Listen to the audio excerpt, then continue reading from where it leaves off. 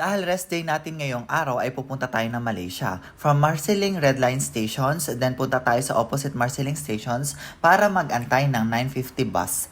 Para makapunta tayo ng Woodlands Checkpoint. Kasama ko nga pala itong kapatid ko sa kabayo ko. Dito nga pala medyo 10 to 15 minutes kami bago nakasakay ng bus.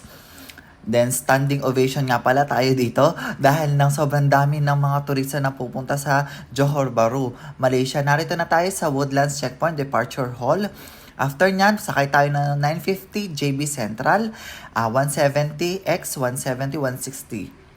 Ito nga pala, nag-aura muna ako dito sa JB Central. Naririto na yung pinakaabang natin na malapit na yung ating pupuntahan. Bago yan, magkapalit nga pala tayo ng Malaysian Ringgit.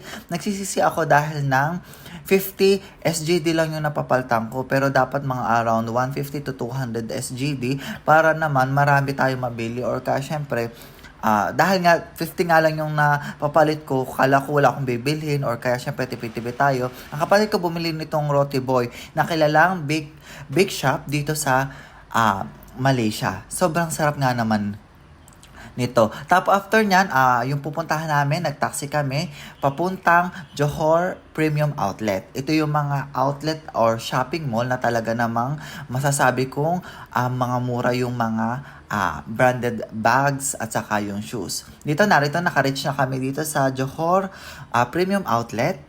Siyempre, nag-lunch nga pala muna kami dahil lang sobrang gutom na kami sa Mary Brown.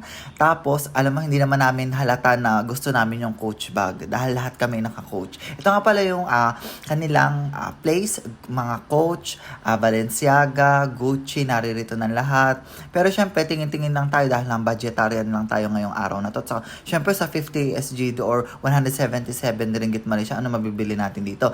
Ito nga pala sa Nike outlet din. Mako-compare ko yung price pero tingin ko mas cheap kapag talagang nag-sale ang Singapore. Sa Changi Airport or sa Changi Point Central at saka syempre sa IMM, tingin ko mas mura. Dito naman sa Adidas, nag-a-around 40 to 50% sila kapag dalawa yung binili mo. Dito nga pala, sobrang pagod na namin at ang nabili namin is Bath & Body saka syempre. At saka sa Levi's outlet, talaga namang sobrang sale. Kaya napabudol ako itong $50 kung SGD ay talaga namang kulang-kulang. Kaya ako yung napahiram muna sa kapatid ko.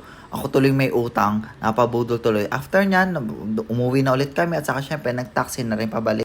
Dito na rin kami nag-dinner sa Din Tai Fung sa JB Central. Talaga namang masasabi kong worth it yung pag-aantay namin ng 10 to 15 minutes sa order. Ito nga pala yung fried rice na may pork chop tapos yung kanilang specialty. After kumain ng dinner, umuwi na kami at saka syempre magpapahinga na kami at sobrang pagod na pagod sa paglalakad. Yun, maraming salamat!